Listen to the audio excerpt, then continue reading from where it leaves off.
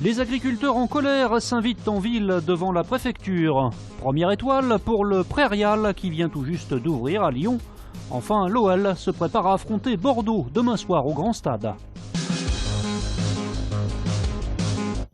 Nouveau coup de filet dans les milieux djihadistes de la région lyonnaise ce matin. 5 hommes et une femme âgés de 20 à 37 ans ont été placés en garde à vue soupçonnés de vouloir partir combattre en Syrie.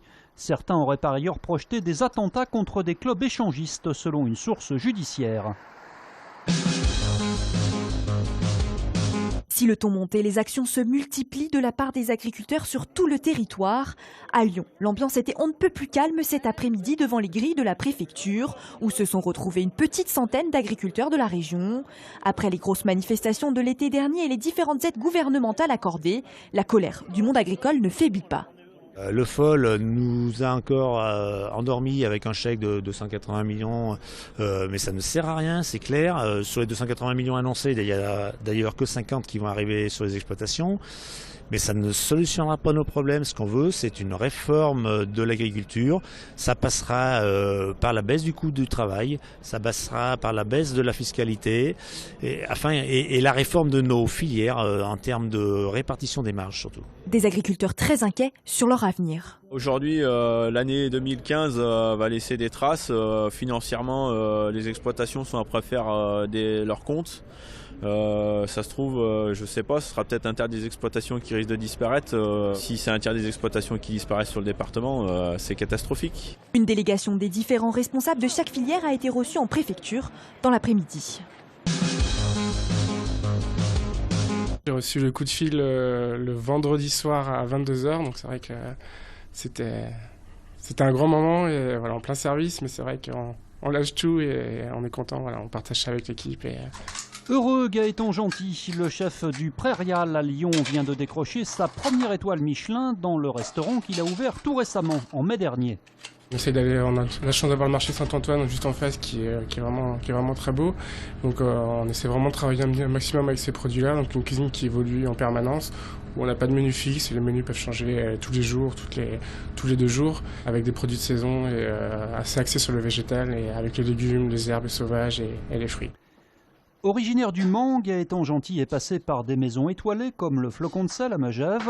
Aujourd'hui, il règne sur une petite salle de seulement 26 couverts et ça lui va bien. Et voilà, on a vraiment une proximité avec la salle et la cuisine. Ça me permet moi aussi de sortir, d'apporter les plats aux clients, de leur expliquer. Et je pense que c'est aussi un petit peu dans l'air du temps où les gens aiment voir les cuisiniers apporter les plats et leur donner des indications sur ce qu'on leur propose. À midi, le Prairial propose une formule entrée-plat-dessert à 28 €. Le soir, comptez plutôt une quarantaine d'euros. Le chef l'assure, cette première étoile n'entraînera pas d'augmentation. Aujourd'hui, on doit renouer avec la victoire absolument, au plus vite. À bien l'écouter, cela ressemble plus à de la méthode Coué qu'à une véritable analyse. À la veille de la réception de Bordeaux, Mathieu Valbuena sait bien que l'OL aujourd'hui n'a plus le droit à l'erreur. Si ce n'est pas encore la crise dans les rangs lyonnais, aujourd'hui on a bien senti une certaine tension. Bien sûr que le résultat, c'est le plus important dans le football de haut niveau. Ça, on en est conscient.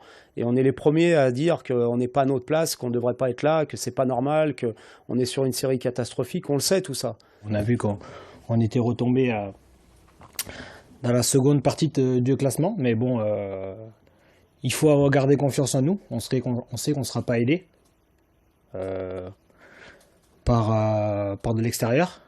Encore moins par vous. Le milieu de terrain qui est clairement sur la défensive donc, et pourtant les chiffres sont là. Une seule victoire et 2 nuls en 10 matchs joués. L'OL se retrouve à la 11e place du classement et même l'équipe du championnat qui a engrangé le moins de points. Une mauvaise série qu'il faudra impérativement stopper face à Bordeaux demain. Bordeaux est une équipe performante sur les derniers matchs, puisqu'elle a pris 15 points sur les derniers matchs.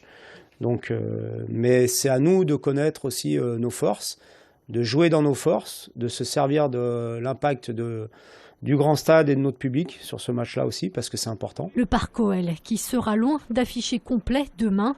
Lyon-Bordeaux, coup d'envoi à 19 h. On lui donne beaucoup d'attention, donc est-ce que c'est ça, je ne sais pas. On s'occupe d'elle, on fait en sorte qu'elle ne manque de rien. Rencontre avec une vieille dame au parc de la Tête d'Or. Lulu est arrivée au zoo en 1961. Elle aurait aujourd'hui entre 60 et 65 ans, ce qui fait d'elle la doyenne mondiale des gibbons. C'est pas extraordinaire parce qu'il y a eu d'autres cas, mais c'est très très rare quand même malgré tout. C'est surtout important, c'est de montrer la différence avec ce qui se passe dans la nature, puisque dans la nature, ce sont des animaux qui atteignent en moyenne 40 ans d'âge, c'est tout. Le gibbon de Müller, malheureusement, est en voie de disparition très très important dans le milieu naturel, et il y en a très peu en captivité dans les zoos dans le monde. Mais malheureusement, Lulu n'a jamais pu assurer sa descendance. Impossible de lui trouver le bon compagnon. Lulu était déjà sur son rocher depuis trop longtemps et c'était son domaine vital et elle se sentait agressée par l'arrivée d'un nouveau singe. Comment ça finit ? Ça finit en bagarre à chaque fois et donc ils ont été obligés à chaque fois de séparer les animaux. Mais Lulu n'est jamais seule au parc. Les visiteurs sont toujours nombreux à rendre visite à la doyenne.